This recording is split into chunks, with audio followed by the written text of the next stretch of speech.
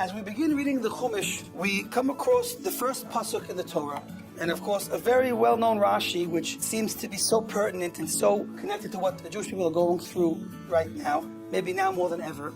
He asks a question, Amar Rabbi Yitzchak, why did the Torah have to start with Bereshis? Why didn't it start with the first mitzvah given when the Jews were in Egypt?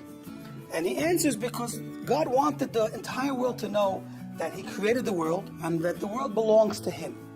And that it's up to Hashem to give the world to whoever He wants. He could give whatever piece of land He wants to whomever He wants, because it is His in essence. He gave it to the nations of Canaan for a particular period of time when He felt that they should be there. And now He's taking it from them and giving it to the Jewish people. Now, this is supposed to be a reminder to the nations themselves that are going to complain. When the Jewish people entered into the land and conquered it, the nations were very upset and they complained, and we actually hear the same complaint echoing until this very day. Listimatem, you Jews, you people of Israel are bandits. You stole our land. Now this very question is very puzzling, because when you think about it, the way of the world is that the strong survive and they fight wars, and whoever conquers a land through war, certainly almost throughout entire history, was able to keep that land. And as long as they were strong enough to hold on to it, it was theirs. That is exactly the way that the nations of Canaan got their land in the first place. They conquered it in war. So now the Jews come, the nation of Israel, with Yoshua as their leader, and they conquer the land from them. So what kind of a complaint do you have? So they're not really making a complaint because we beat them in war. What they're complaining about is this.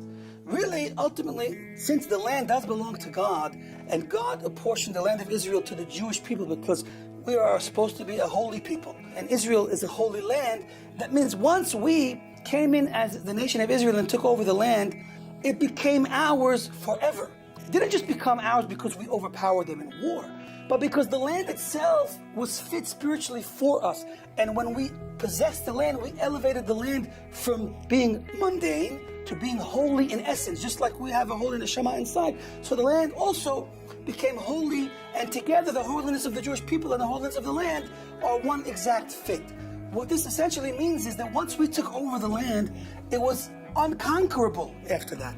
Even if a nation would come that would be mighty and battle us and repossess the land, they would never possess it in essence the way they did before. And that is the taina that they had. They were saying, you are like bandits. You stole the land from us. You took it away from us forever. We can't come back when we'll be stronger and repossess it, because now God gave it to you intrinsically and eternally.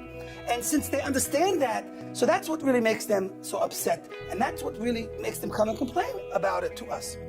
So with this, we could appreciate and understand why this particular little tiny dot on a map is what people have been fighting for ages. And unfortunately, we see that we're still fighting for it. But if we look deep into the lesson, we'll understand our connection to this land and our special merit to possess it comes from the idea of our neshamas and our holiness being fit for the land.